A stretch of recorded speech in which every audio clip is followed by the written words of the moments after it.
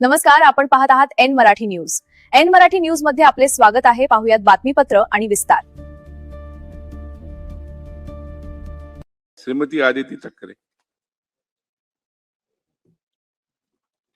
अध्यक्ष महोदय, मी आपल्या अनुमतीने आज राज्याचे मुख्यमंत्री देवेंद्र फडणवीस साहेबांनी आमचे नेते आदरणीय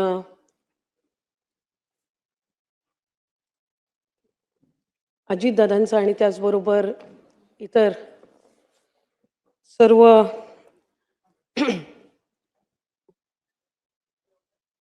विधानसभा, विधान परिषद, विधिमंडळाच्या माजी सदस्यांचा शोक प्रस्ताव जो मांडला त्याला पाठिंबा देण्यासाठी उभी आहे. खरं तर दादांना जाऊन आज जवळपास महिना होत आला आणि कुठे ना कुठेतरी आम्हाला सगळ्यांना वाटायचं की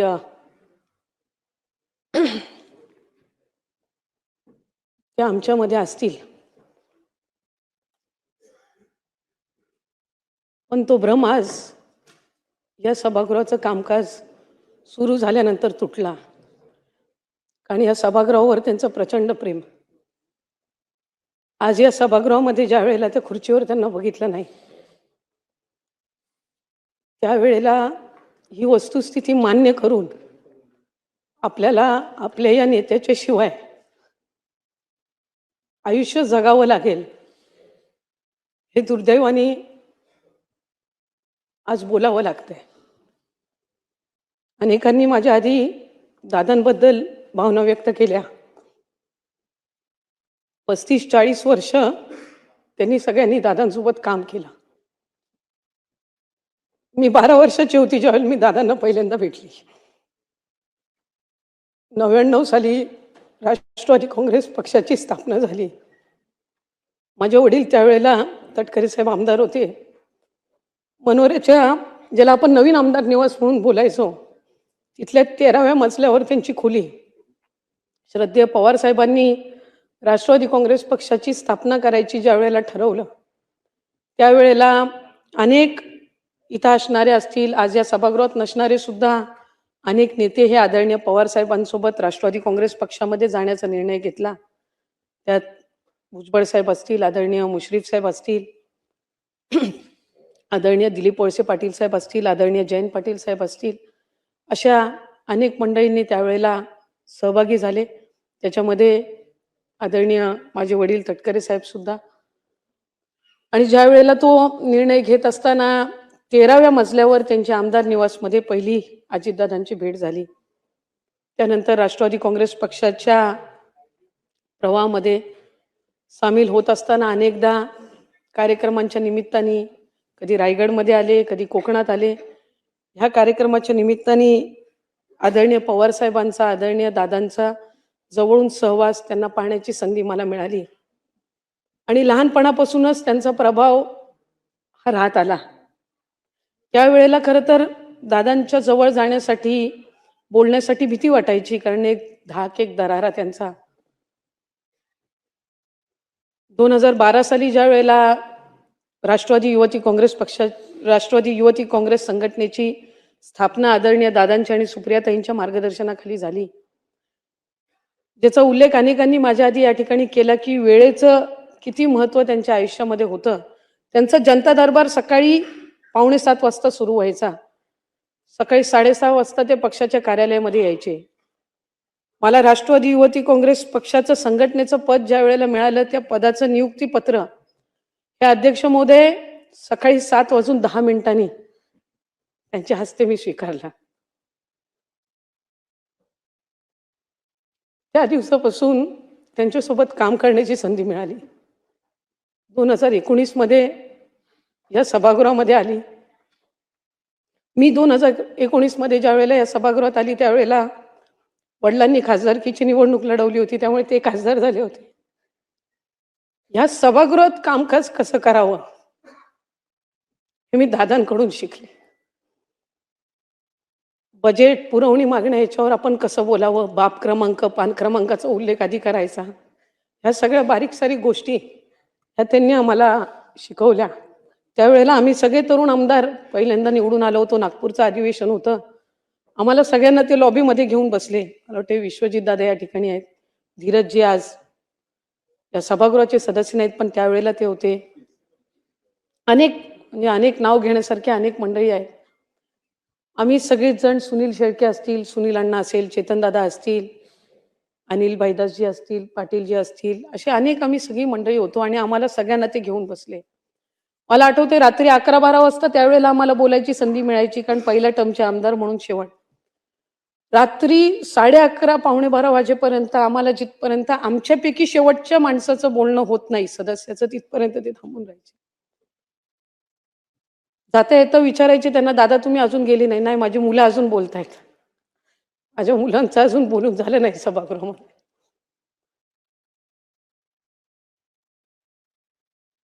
दर मंगळवारी आम्हाला भेटायचे. दर मंगळवारचं जेवण हे आमचं त्यांच्यासोबत असायचं. आणि इतका दांडगा संपर्क, इतकं मार्गदर्शन, इतक्या बारीक सारीक गोष्टीवर त्यांचं लक्ष असायचं. आणि आज ती व्यक्ती आमच्यामध्ये नाही. खरं तर व्यक्ती गमावल्याचं दुःख हे मोठं असतं, पण त्याच्यापेक्षा अधिक दुःख हे असतं की ती व्यक्ती आपल्याला परत कधीच पाहायला मिळणार नाही, त्याचा आवाज आपल्याला कधी ऐकायला येणार नाही.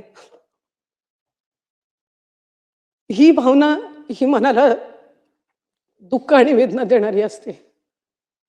आमच्यासाठी आमचा आधारस्तंभ हरपला, कारण त्यांच्या नेतृत्वाखाली आम्ही काम करत होतो. त्यांची कार्यपद्धती, त्यांची कामाची पद्धत, त्यांचं सगळं कामकाजाची पद्धत ही एक कार्यकर्ता म्हणून कशी आपल्याला आत्मसात करता येईल हा सातत्याने प्रयत्न असायचा. आणि ज्या वेळेला त्यांचं दुःखद निधन झालं त्यावेळेला सगळेच त्यांच्या कामाचं कौतुक करत होते.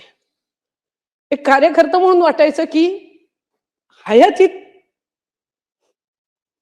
जे आम्हाला ऐकायचं होतं त्यांच्याबद्दल, की त्यांनी काय केलं या राज्यासाठी, काय केलं या महाराष्ट्रासाठी, ते दुर्दैवाने ते नसताना इतकं ऐकायला मिळतंय की ती कणभर जरी प्रशंसा त्या माणसाच्या हयात असताना झाली असती तर कदाचित आणखीन एक काम करण्याची एक प्रेरणा, प्रोत्साहन त्या निमित्ताने त्यांना मिळालं असतं. कारण या राज्याची सेवा करणं ही त्यांची इच्छापेक्षा त्यांची सवय जास्ती झालेली होती. आणि त्या सवयीनुसार ते पहाटेपासून काम करायचे. आम्हाला सगळ्यांना सुद्धा सांगायचे की मंत्रालयामध्ये 3 दिवस हे तुम्ही दिलेच पाहिजेत. सोमवारी आम्ही मंत्रालयामध्ये यायचो. मंगळवारचा अख्खा दिवस त्यांच्यासोबत जायचा, बुधवारचा अख्खा दिवस त्यांच्यासोबत जायचा. आणि त्यांच्याशिवाय कधी काम करावं लागेल अशी भावना सुद्धा दुरान्वे सुद्धा मनाला स्पर्श करून कधी गेली नाही. मला आठवतंय 28 जून 2024 रोजी त्यांनी बजेट मांडलं. मुख्यमंत्री लाडकी बहीण योजना त्यांनी त्या बजेटमध्ये जाहीर केली. त्या दिवशी जे जॅकेट त्यांनी घातलं होतं गुलाबी रंगाचं, खरं तो रंग काय फारसा असा त्यांचा काय आवडीचा किंवा अशातला काही भाग नाही, पण ते जे जॅकेट घातलं ते आमच्या आग्रा खातर नंतर 12 जॅकेट तशी शिवून घेतली. आणि मग प्रत्येक सभेमध्ये त्या जॅकेटनी ते प्रचाराला यायचे. आपल्या प्रत्येकाचा एक नेता असतो. त्या नेत्याच्या नेतृत्वाखाली आपण काम करत असतो. तो नेता आपला अभिमान असतो, तो नेता आपला माज असतो, ते चांगल्या पद्धतीनं माज असतो. हा आमचा रुबाबदार नेता चालत यायचे. तो रुबाबदारपणा बघून आम्हाला अभिमान वाटायचा. आणि आज जात असताना तो रुबाबदार नेता फक्त एकटा गेला नाही, कार्यकर्ता म्हणून आमचा रुबाब आणि माज पण जाताना सोबत घेऊन गेला.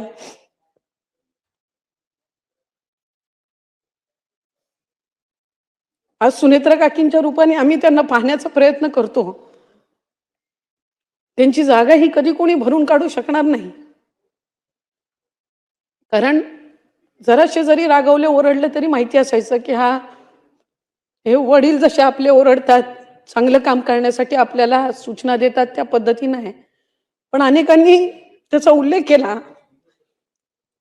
की ते थोडं ओरडून बोलले म्हणजे आपलं काम झालं. किंवा आपल्याला आणखीन चांगल्या पद्धतीनं काम करण्याच्यासाठीच ते त्या ठिकाणी आपल्याला बोलतात. म्हणून मला वाटत नाही कधी कोणाला त्या गोष्टीबद्दल कधी वाईट वाटलं असेल. उलट आम्हाला आनंदच वाटायचा की बोलले म्हणजे मी जवळची आहे, बोललो म्हणजे मी जवळचा आहे. अशा पद्धतीच्याच भावना ह्या आमच्या सगळ्यांमध्ये असायच्या. त्यांच्यावर इतका आमच्या सगळ्यांचा विश्वास होता की लोकसभेचा पराभव झाला तरी आमच्यातलं कोण सुटलं नाही कधी. ठीक आहे, एका निवडणुकीमध्ये पराभव होत असतो, पण तितक्याच ताकदीने आम्ही सगळेजण पुन्हा उभे राहिलो, कारण त्या नेतृत्वावर, त्या व्यक्तीवर आमचा विश्वास होता. आजही आम्हाला विश्वास आहे की ते जिथे कुठे असतील त्यांचं बारकाईनं आमच्या सगळ्यांवर लक्ष आहे. त्यांची आमच्याकडनं हीच अपेक्षा असणार आहे की आपण सगळ्यांनी आपापल्या मतदारसंघामध्ये काम करावं. या सभागृहामध्ये अनेकदा त्यांनी उल्लेख केला की आपण इथं एकटे उभे नसतो, आपण 3.5, 4 लाख, 5 लाख लोकांचं प्रतिनिधित्व इथं करत असतो. आणि ते प्रतिनिधित्व करत असताना आपण एक लोकप्रतिनिधी म्हणून जबाबदारीने वागलं पाहिजे. त्यामुळे आमच्या सगळ्यांकडनंही त्यांच्या त्याच अपेक्षा असणार, ह्याबद्दल काही दुमत नाही. आणि आमचा तोच प्रयत्न राहील. जी प्रेरणा त्यांनी आम्हाला दिली, ज्या अपेक्षा त्यांनी आमच्याकडून ठेवल्या, त्या आमच्या परीने त्या आम्हाला पूर्ण करता याव्यात. विभाग म्हणून ज्या वेळेला आम्ही एक निर्णय घेतला, आईचं नाव मुलाच्या नावासोबत लावायचा, मंत्रिमंडळाच्या बैठकीमध्ये तो निर्णय झाला. पहिली पाटी दादांच्या कार्यालयाची बदलली. मी, अजित, आशाताई, अनंतराव पवार अशी पाटी तिथं लागली. उपमुख्यमंत्री म्हणून त्यांनी जी शपथ घेतली त्याच्यामध्ये अजित, आशाताई, अनंतराव पवार म्हणून मी गांभीर्यपूर्वक दृढ कथन करतो. ही शपथ आम्हाला परत कधी ऐकायला मिळणार नाही. शेवटची सलामी ज्या वेळेला दिली जात होती, ती सलामी ते मुख्यमंत्री झाल्यावर आम्हाला पाहायला मिळावी, असे कार्यकर्ता म्हणून एक दांडगी इच्छा आणि स्वप्न आमच्या सगळ्यांचं होतं. ते अपूर्ण राहिलं याची वेदना ही नेहमीच मनामध्ये राहील. पण त्यांनी जे महाराष्ट्रासाठी केलं, ते प्रेम महाराष्ट्राकडून कदाचित त्यांना ते असताना अनुभवायला मिळालं नसेल. पण मी माझ्या भगवंताच्या चरणी, श्रीकृष्णाच्या चरणी प्रार्थना करीन, ते जिथं कुठं असतील तुझ्यापाशी, तिथलं उजवं स्थान तू त्यांना दे. आणि आमच्या सगळ्यांच्या मनातल्या भावना ह्या तू त्यांच्यापर्यंत पोहोचव आणि त्यांना लवकर परत जन्म घेऊन या महाराष्ट्राच्या मातीतच पाठव. त्यांची अपूर्ण राहिलेली स्वप्न ही पूर्ण करण्याची ताकद आणि क्षमता आणि पाठबळ आज आम्ही सगळेच मिळून सुनेत्रा काकींना देऊ. आणि त्या व्यक्तीची जागा ही कोणी भरून काढू शकणार नाही. ते दुःख, ते खंत एक कार्यकर्ता म्हणून आमच्या सगळ्यांच्या मनामध्ये राहील. खुल्या मनाने प्रशंसा करणारा, कधीही जातीपातीचं राजकारण न करणारा, एक महिला म्हणून किंवा पुरुष म्हणून भेदभाव न करणारा, आम्हाला सगळ्यांना तितकं स्थान देणारा हा एक खुल्या मनाचा नेता आम्ही गमावला. मी त्यांना श्रद्धांजली अर्पण करण्याची वेळ कधी आमच्या कोणावर येईल असं कधी वाटलं नव्हतं. पण आज अंतःकरणापासून मी त्यांना आदरांजली अर्पण करते. आणि त्यांच्या सहित ज्या इतर मान्यवरांना सुद्धा आज इथं श्रद्धांजली अर्पण करण्यासाठी आपण सर्वजण आहोत, मी त्यांना सुद्धा श्रद्धांजली अर्पण करते. आणि आपण मला त्यांच्या शोक प्रस्तावावर आज बोलण्याची संधी दिली त्याबद्दल आपले आभार मानते. आणि शेवट फक्त इतकंच बोलीन, एकच वादा, अजितदादा.